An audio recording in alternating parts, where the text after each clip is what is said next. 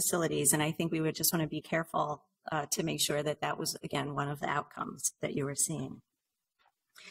Reuse is important. I heard somebody mention about the canvas bag, and it's true. Reused bags have an environmental benefit if they are reused. If someone doesn't, if you use a reusable bag once and you throw it away, that's more environmental harm. You don't want to do that.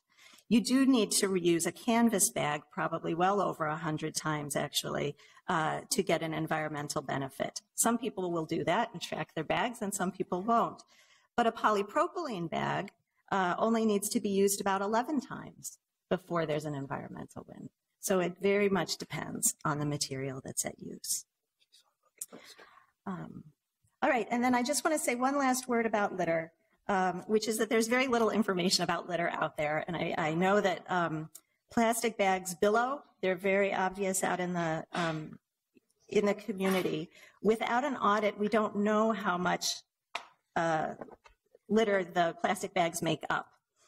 In Texas, and this may be the only time I turn to Texas for information, but because Minnesota and a national litter or national litter data doesn't exist. But in Texas, they did do a very thorough study in 2013. They looked at 200 sites around the state and sampled from them of all visible litter items. What they found is that 2% of their litter was from retail plastic bags, 2%, while over 18% was beverage containers, tops of cups, and straws. Just those three things, 18%. And so one of the questions that we pose in our white paper is simply, if your goal is, in this case, litter, are you looking at all of your policy options for best tackling that particular issue? And that's one of the questions that we ask. So I think I will wrap it up there. In the interest of time, you've been very generous. Thank you very much. If there are any questions, I'd be glad to try and answer them. Thank you very much. I appreciate that. I do see a question. Councilmember Fry or Councilmember Bender? Oh, Councilmember Johnson. All right. Thank you, Mr. Chair. I just wanted to thank you for your comments. I will bring this up later after the public hearing, but I agree with you. I think that we're ultimately going to, the way that this is structured right now, we have some opportunities to actually improve the outcome in terms of reducing litter and ultimately have a smaller environmental footprint than the way that this is currently structured. Thank you. Mm-hmm. And I just have one question. I was very intrigued by the idea of doing the study, maybe collecting some data beforehand and reviewing it after the ordinance has been in effect for a certain amount of time. Do you think that's something that the MPCA would like to participate in or perhaps conduct on our behalf? I can't speak to our ability to conduct it on your behalf here, but we'd be certainly open to having conversations about that. Excellent. Appreciate that. Yeah. And thank you. Councilmember Bender. Thank you, Mr. Chair. In talking with folks today, I understand there may be a proposal out there to take what these fees that were originally going to be passed on to the consumers, the sort of incentive piece, and rather than do that, collect it as the city. And so I wanted to ask you about this because it seems to me that one of the important points you just made is that this 5-cent and 10-cent give back to the consumer, that there's a behavioral change component of that. Very much. And that sounds very important to this overall package. So I just wondered if you could speak to that and what those, that kind of option does for the overall policy. You covered it, but I just want to really understand it. Yep, I wish I had good research to share with you. What I do know is that in general, in psychological studies, in social psychological studies, and in policy studies, we have seen, and the results show, that the taxes and fees have a disproportionate impact on people's behavior choices over incentives, over rebates, that sort of thing. We are hardwired apparently to avoid loss. And that's how taxes and fees are registered. And that's really the explanation for why it happens that way.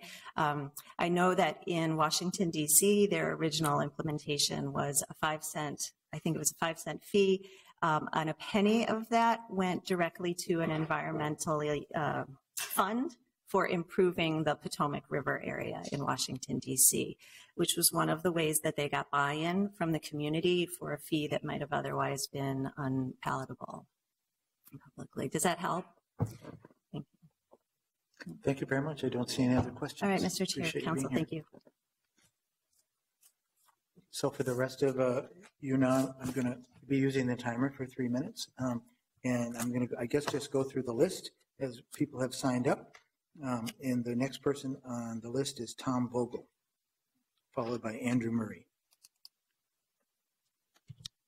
Welcome. Thank you.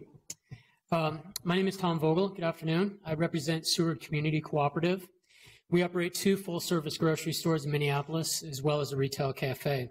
We support council members Gordon and Warsami's ordinance to ban retailers from distributing non-compostable plastic bags. Several years ago, after weighing the environmental and fiscal costs, Seward Co-op stopped providing plastic bags upon checkout. The majority of customers responded positively. We encourage other retailers to implement a credit to shoppers who bring their own reusable bags. For us, this has resulted in a reduced use of bags as well as an overall savings. Seward Co-op's mission is to sustain a healthy community with positive environmental impacts, and this ordinance will support that aim while reducing litter, waste, and the impacts on recycling facilities. Thank you very much. Thank you very much. Andrew Murray, followed by Julia Karan. Julia. Welcome. Thank you. Council members, I'm Andrew Murray. I'm the Vice Chair of SEAC currently and a resident of Ward 12. I'm here speaking on behalf of both the paper that you guys have received in your agenda about the suggestions we gave you about the bag ban, as well as the ordinance, my approval of it. This ordinance was not the easiest thing to put together. That list that we gave you was when we went through 12 cities, very detailed, looking at how this ban would both best help the city of Minneapolis and both help just trash use in general. Zero waste policy is something that City Council has picked up as a very important thing. This is a big step in moving forward with that.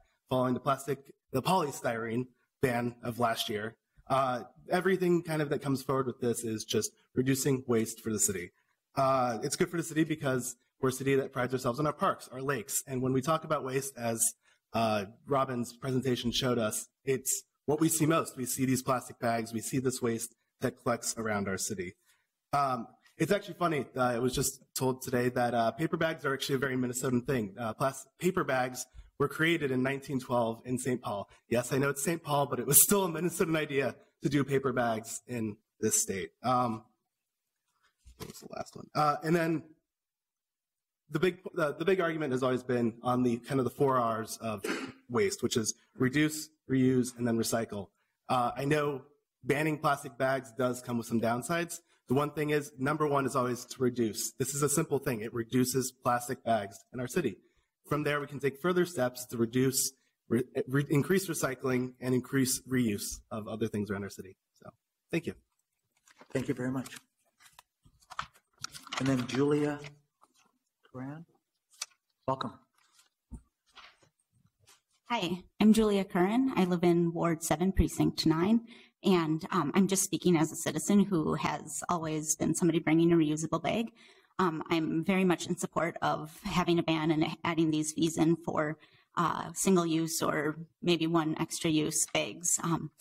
I've seen the climate shift from when I was a teenager and buying things on my own for the first time, where cashiers would try and force me to take a bag, tell me they think I was shoplifting otherwise, even though I had a receipt. Just weird pushback at that point. And it's shifted maybe 5-10 years ago. I was getting compliments on my bags that I would bring, and now it's just accepted. I have friends who want for years and years, and they're starting to, and I feel like part of the way that we see the culture shift is both from the bottom down or bottom up. People like me who tend to be, sort of annoying and bringing their own things and pushing other people to do it, but trying to be nice about it. But then also when we realize on a societal level that it's a problem, having it come from the top down and trying to create incentives on both sides to get us towards a more sustainable way of living.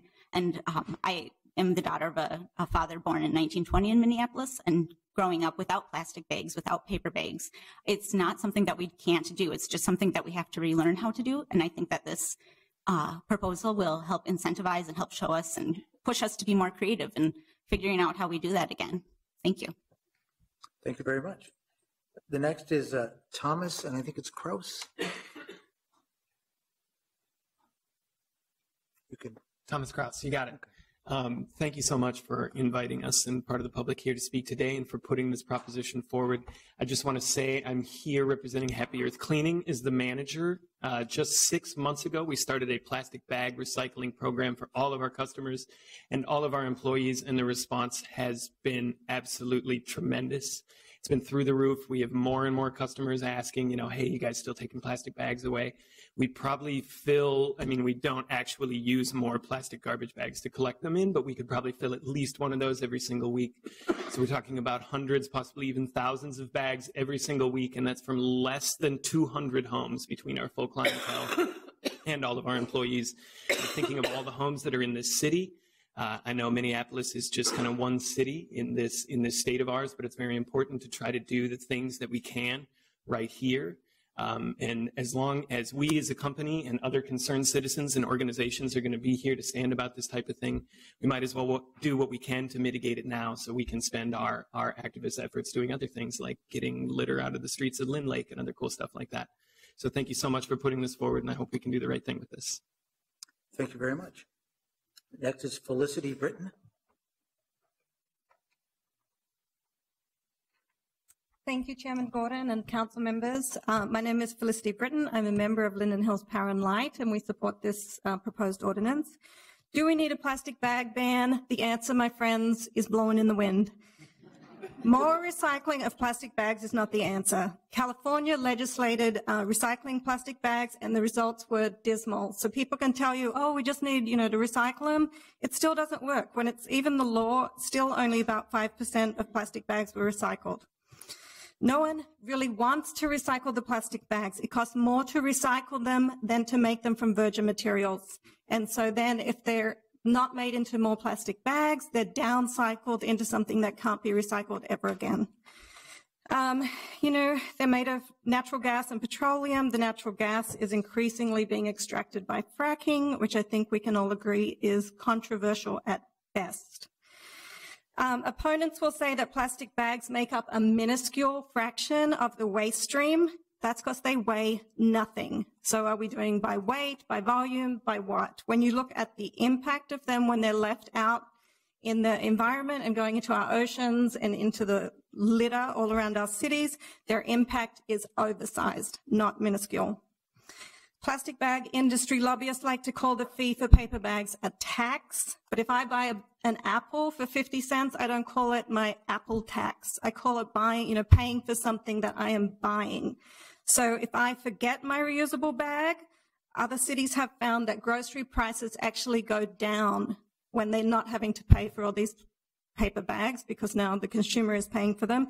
So I'm able to offset it through reduced grocery spending. If I remember my reusable bag, then I'm definitely winning. Linden Hills Power and Light is starting a reusable bag sewing co-op. We invite you all to come join our little co-op of people sewing reusable bags. They'll be available free at shopping nodes, and it's a boomerang bag idea. So you use them if you've forgotten your own reusable one, you left it in the car or you left it at home, you just grab one of ours, you use it, next time you're at the store, you just drop it back in the box. If you don't want it, if you want to keep it, keep it. This cotton bag's costing, 131 times the same, using a plastic bag. That's cherry picking statistics. So if you look at those same statistics, they pick cotton because it has a horrible environmental impact. If you look at other types of reusable bags, the actual use is as little as 4 times. So if I was cherry picking the statistics, I would go for something like the LDPE or the PP bags or something else so I can say, oh, it's 4 times or 11 times, not 131. Don't use cotton. Easy answer. Plastic bags cost millions of dollars per year to clean up. They clog stormwater drains and cause flooding. They harm wildlife. We need to deal with them now and not wait. Dealing with our waste is the fastest, cheapest, and easiest way to combat climate change. We're committed to being a zero waste city here in Minneapolis. Let's prove it. Thank you. Thank you very much. Next speaker signed up is Steve Everly. Oh. Welcome. Council members, my name is Steve Eberly. Thank you for allowing us to speak today. I'm a resident of Minneapolis and also a board member at Linden Hills Power and Light.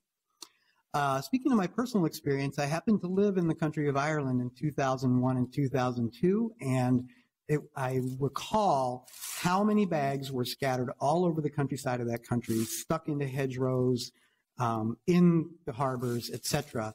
And it was really not a very hard decision for that country to enact this sort of a ban. So I encourage you to do the same thing. I am currently today dressed as the bag monster, and the bag monster represents the average number of bags a typical shopper uses each year. I think it's nearly 500 bags. It's quite a spectacle, as you can see. Thank you very much. That concludes my remarks. Thank you very much for being here. Next is Gretchen Spirin.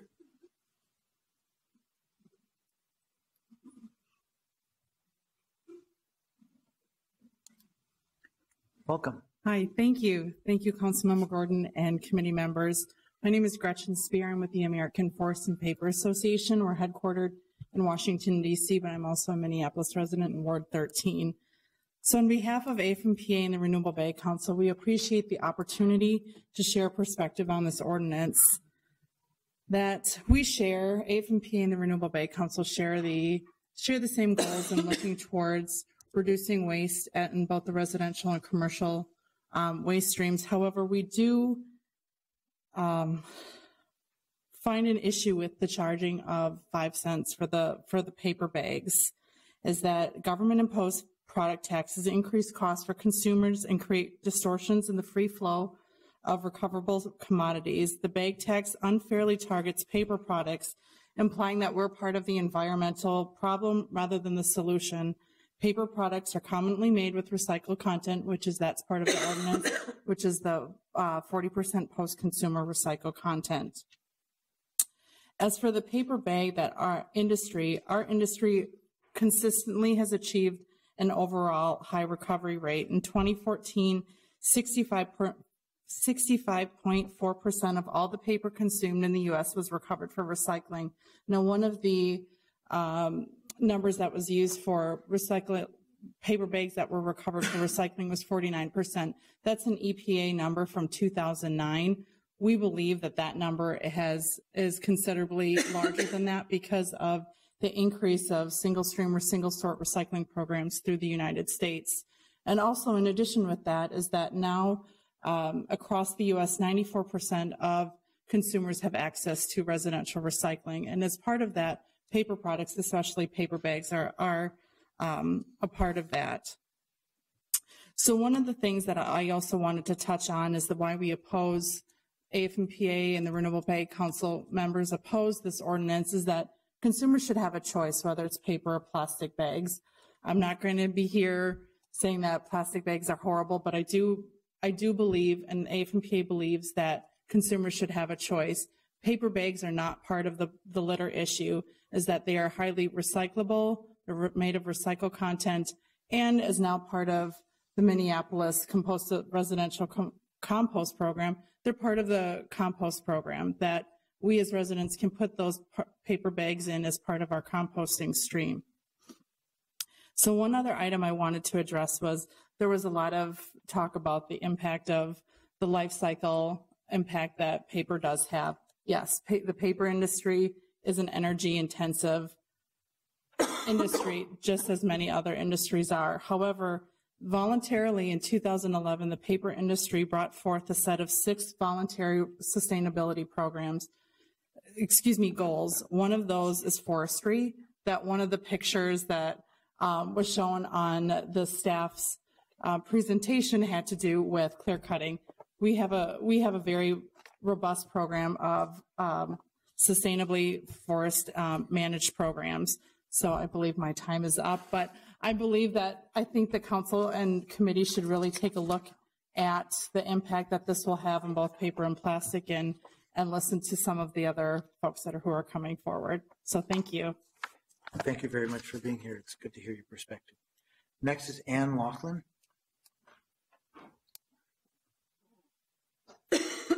Thank you, Chair Gordon and council members. Ann Loffler, I'm 12th Ward, and I'm speaking today on behalf of the Audubon chapter of Minneapolis. In addition to the adverse environmental impacts of plastic bags that have already been well documented here, such as the litter and the greenhouse gas emissions, air and water pollution, and the recycling difficulties, plastic bags are a particular concern to the Audubon Society because of the dangers they present to birds and other wildlife, and that really hasn't been mentioned here very thoroughly. Birds inadvertently feed on bags and with fatal results. And many plastic bags eventually wash into our lakes and rivers and make their way into the ocean, where they join those giant garbage areas that, the drifting garbage patches that spread over huge areas of the sea. And these floating bags tend to inflate when they're out there in those garbage patches. And so many ocean birds, and along with sea turtles, marine mammals, other animals, when the bags billow up, they think that they're jellyfish or squid, and then they go to eat them, clog up their intestines, they starve to death, and they're full of plastic. And in addition, birds and other wildlife can also get entangled in the bags just in our parks. So plastic and paper require fossil fuels. The more fossil fuels that we use, the more habitat we destruct. And using less plastic and paper would save energy, and as a result could help conserve valuable bird and other wildlife habitat. Because a large part of Audubon's mission is preserving, protecting, and improving habitat, we strongly urge the council to support this ordinance and approve it. And please do add Audubon chapter of Minneapolis to the list of supporting organizations for this ordinance. Thank you very much. Thank you very much. The next speaker is Deanna White.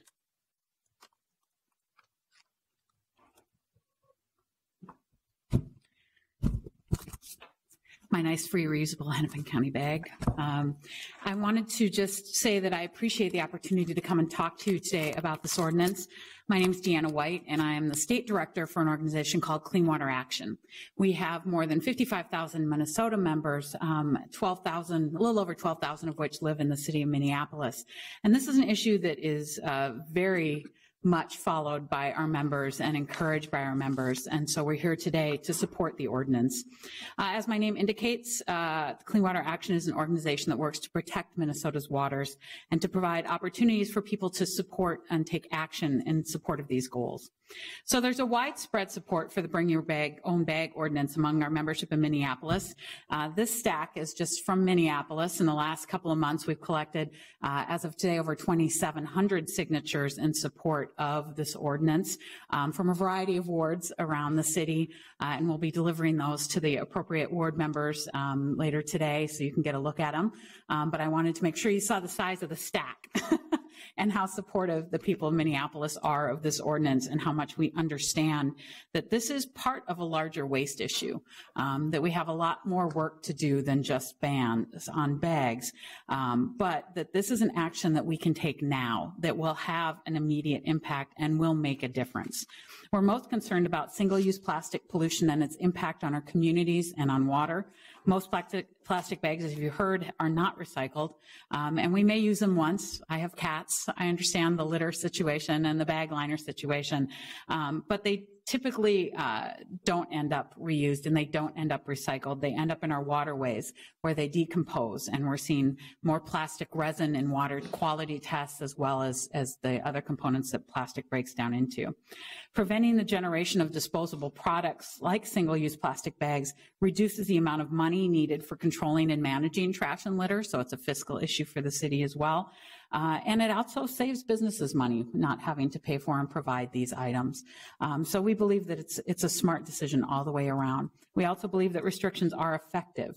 We've seen time and time again that when you restrict the use of a product like a plastic bag, it educates people about the issue, it draws attention to the issue, and people do change their behavior.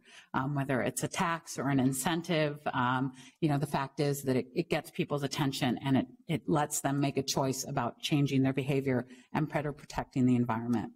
So we believe that this is a cost-effective choice that's better for the environment, better for Minneapolis, and that's why Clean Water Action and the thousands of Minneapolis residents that we represent supports this ordinance and encourages you to move it forward. Thank you very much. The next speaker is Nancy, and I'm not sure if the last name is Adors. Is there Nancy here? Anderson, maybe. Okay, if Nancy shows up, she can speak later. Then we have Judy Enenstein.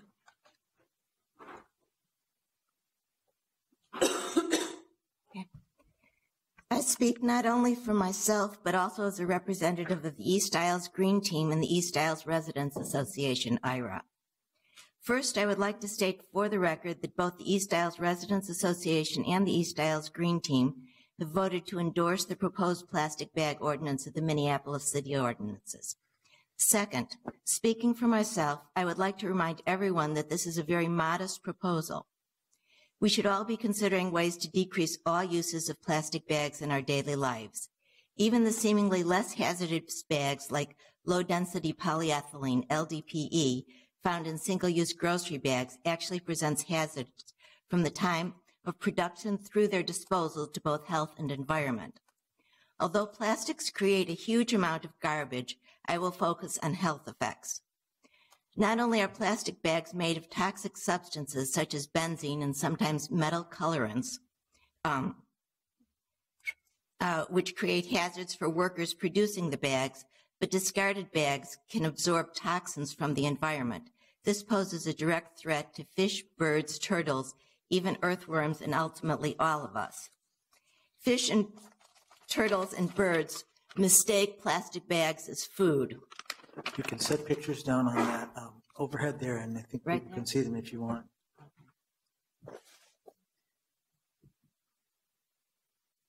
And that. And then that. Okay. When plastic bags block their digestive systems, they may starve. And when turtles swallow bags, gas from indigestible food makes them buoyant, and they can no longer dive for food. Birds are smothered by plastic bags. Ingested polyethylene particles can also alter hormone regulation in fish. When earthworms digest plastic particles, these particles with associated toxins pass into our soil and surface water. As plastics pass through the food chain, they not only deplete our food supply by killing fish and birds, but have direct effects on humans, including increased cancer rate and potential birth defects. Polyethylene can absorb organic contaminants much more than other plastics do. Polychlorobiphenyls, PCBs, are absorbed by plastics like LDPE and can be transferred by ingestion to organisms such as young water birds. When humans eat fish from areas of the Great Lakes that are contaminated with high concentrations of PCBs, the PCBs can contribute to delayed human nervous system development.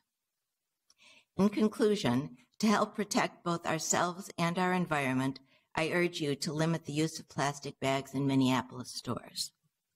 Thank you. Thank you very much. The next speaker who signed up is Erin Niehoff. Welcome. Thank you for letting me speak, Chair Gordon and council members. I'm Erin Niehoff, a resident of Ward 2.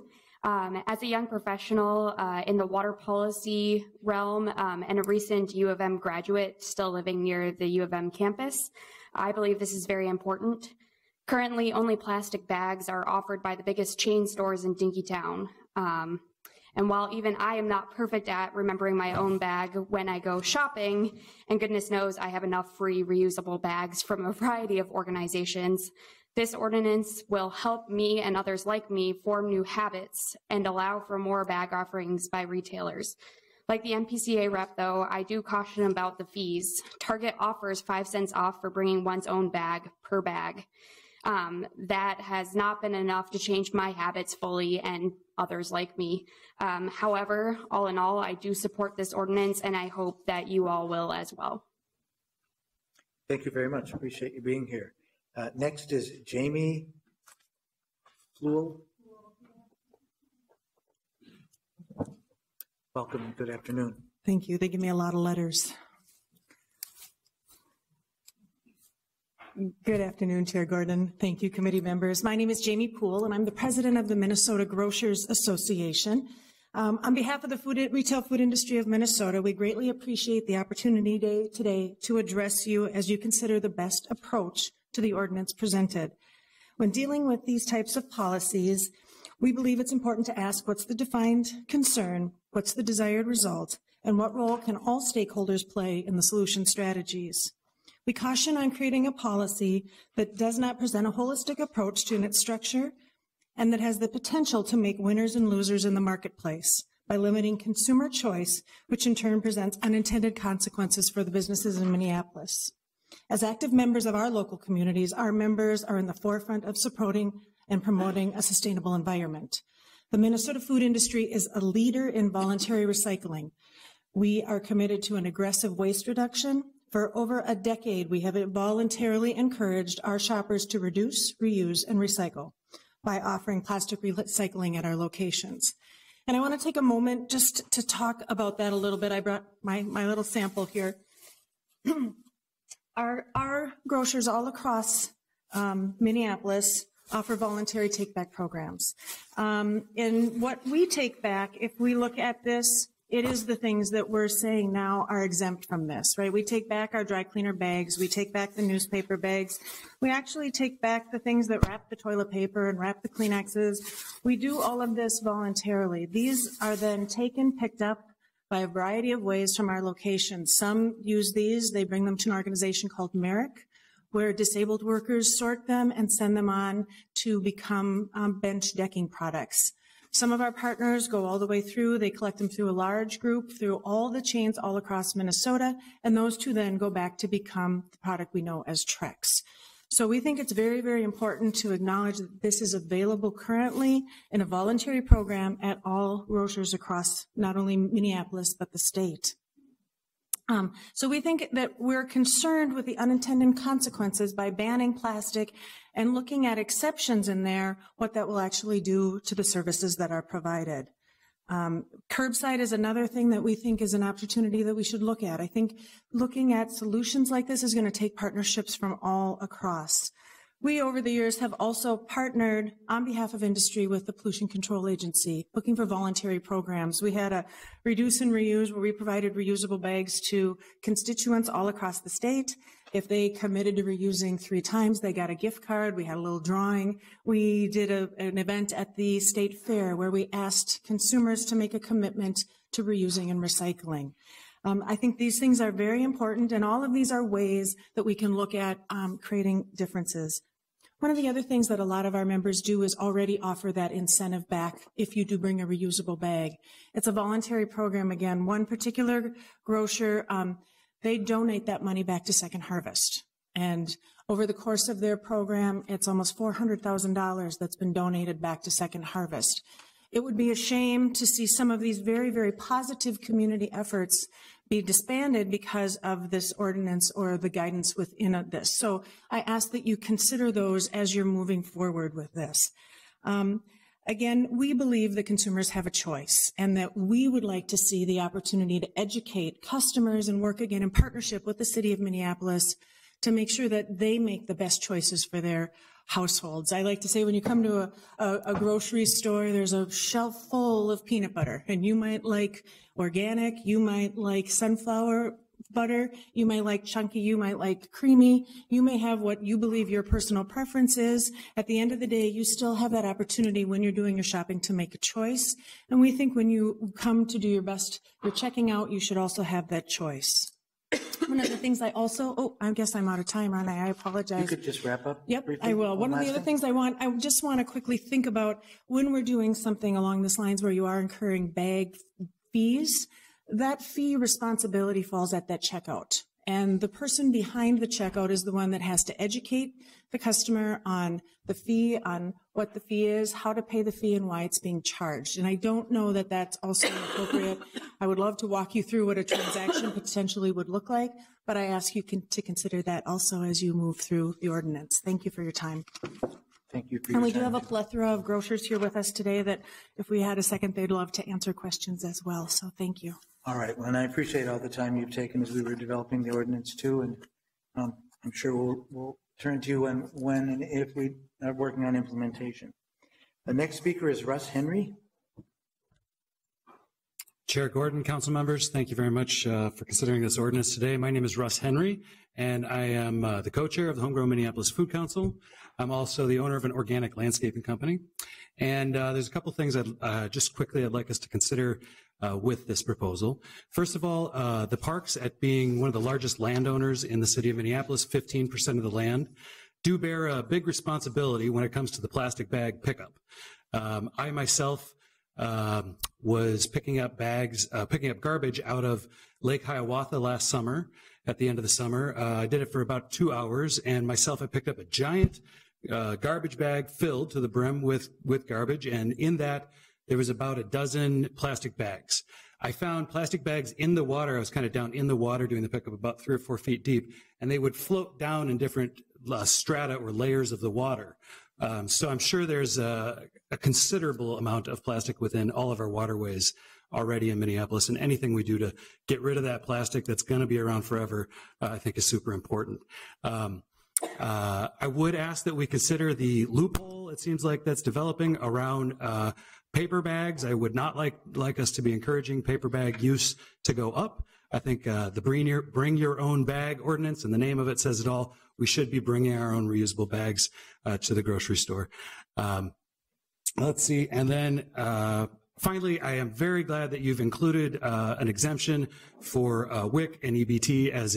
As a co-chair of the Food Council, we're constantly working on food access, and anything we can do to ensure smooth and even food access for low-income folks is absolutely an imperative. Thank you all very much. I hope you pass this ordinance. Thank you very much.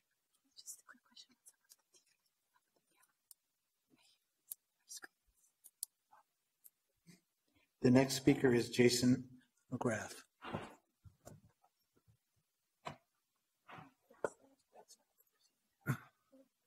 Council members, I biked to City Hall today from the wonderful neighborhood of Corcoran in South Minneapolis, Ward 9. And I thought, around when I was crossing Lake Street, I thought I should count how many of these bags I see. I guess I was thinking, oh, maybe it'll make an impression if I could say I saw a dozen of them just on the way here. 52. I saw 52 bags just in the couple miles between Lake Street and downtown on the Hiawatha bike path. Not just any, big garbage bags or little fast food bags, but bags made out of the material that Bag Monster is made out of over there. So I encourage you, take a walk, take a bike ride, and be mindful yourself, and you'll be shocked. I think I was shocked, and I came here to talk about this. So I just have a brief statement. As both an ordinary citizen of Minneapolis and a member of the local Sierra Club North Star chapter, I'm so proud to live in a city with a zero waste plan. As it becomes ever more clear that Freudian slip, the drastic environmental impacts of industrial modernity are changing the planet in a way that will be evident even from the geological record thousands of years from now, it becomes essential that some forward-looking local governments across the globe begin to think about genuine long-term sustainability instead of short-term profit and convenience. I believe this ordinance will turn out to be quite easy to live with. I'm sure I'm not alone in having at least a dozen canvas tote bags hanging in my closet, in my kitchen, in my office. And if this ordinance passes, I will not be buying a bag. I think that's relevant to the point that Councilmember Johnson brought up earlier. It's not like we'll all go out and buy bags because we already have them all over our house. If you need one, I'll give you a couple. They can be used over and over again for years, while a plastic bag generally only gets used once, but leaves a mark that will last beyond our lifetimes in the form of both plastic waste pellets and greenhouse gases and all the environmental impacts that we've seen already from other speakers. Our reward for the small adjustment in our shopping habits will be leaving a healthier planet for future generations of people and for all living things. 20 years ago, I lived for a while in Taipei, Taiwan. At the time, it would drive me nuts that you couldn't even get like a pack of gum without them shoving a plastic bag at you with it. in this very polluted Asian metropolis. When I visited Taipei more recently, I've been delighted to find that they've implemented exactly the sort of policy that we're considering here as part of an overall greening of the city that's left it far less polluted, far more pleasant to live in and to visit. I mentioned Taipei rather than the cities we usually get compared to, like